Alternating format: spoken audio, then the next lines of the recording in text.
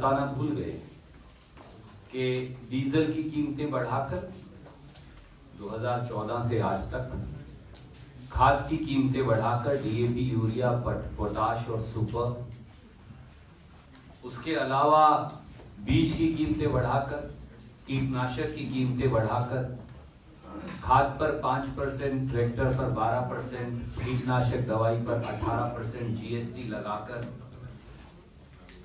किसान से 6,000 रुपया के करीब प्रति एकड़ यानी 24,000 रुपया 4 एकड़ तक के 2 हेक्टेयर तक के किसान पर आपने बोझ डाल रखा है।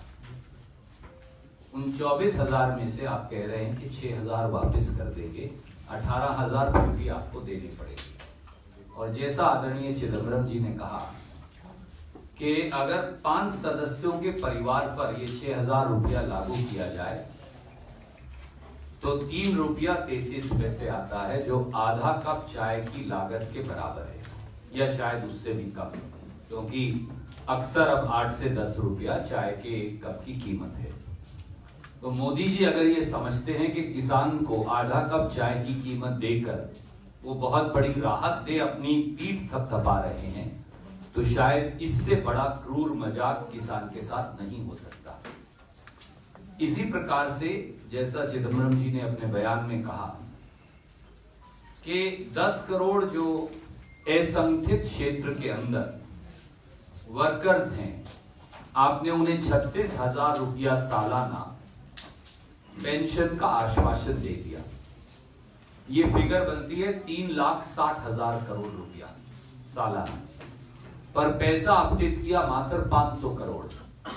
ये एक और बहुत बड़ा जुमला है और क्रूर मजाक है असंगठित क्षेत्र के लोगों के साथ। अपनी पीठ जरूर थपथपाई रक्षा बजट को लेकर, पर यह बताना भूल गए कि बढ़ोतरी मात्र 15,000 करोड़ रुपए है।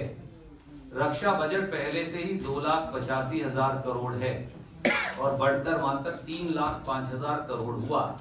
पर यह भी नहीं बताया कि पार्लियामेंट्री कमेटी ऑन एस्टिमेट्स, जिसके मुरली मनोहर जोशी जी अध्यक्ष हैं, उन्होंने तो ये कहा कि रक्षा बजट 1965 के बाद सबसे कम है और 10 दिन की लड़ाई लड़ने के लिए भी 40% एलोकेशन भी आज तक नहीं है। इसके अलावा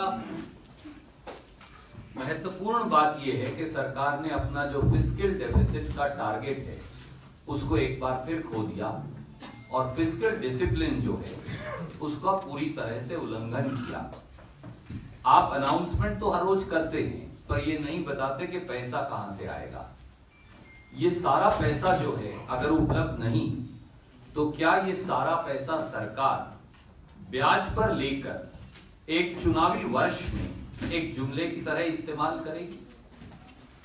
ब्याज पर लेकर अगर आप नई स्कीम्स चलाएंगे तो सरकार का तंत्र और सरकार की बजटरी प्रक्रिया चलेगी कैसे? इसलिए उन्होंने सही कहा कि ये वोट ऑन अकाउंट नहीं, ये अकाउंट फॉर वोट्स है। और ये सारी स्कीम्स जो आज जब सरकार चली गई और 90 दिन बचे हैं तब आप इनकी घोषणा कर रहे हैं, तो 5 साल तक क्या कर रहे थे आप? वाहवाही तो लूट रहे हैं 2.5 लाख से 5 लाख इनकम टैक्स एग्जम्पशन की, पर क्या मोदी जी और अंतरिम वित्त मंत्री बताएंगे कि 5 साल तक उन्होंने ये लिमिट क्यों नहीं बढ़ाई? और जब बढ़ाई है तो वो उनके जाने के बाद लागू होगी, यानी अगली सरकार ही इसको लागू कर पाएगी। मोदी जी का इन सारी घोषणाओं से कोई लेना देना नहीं।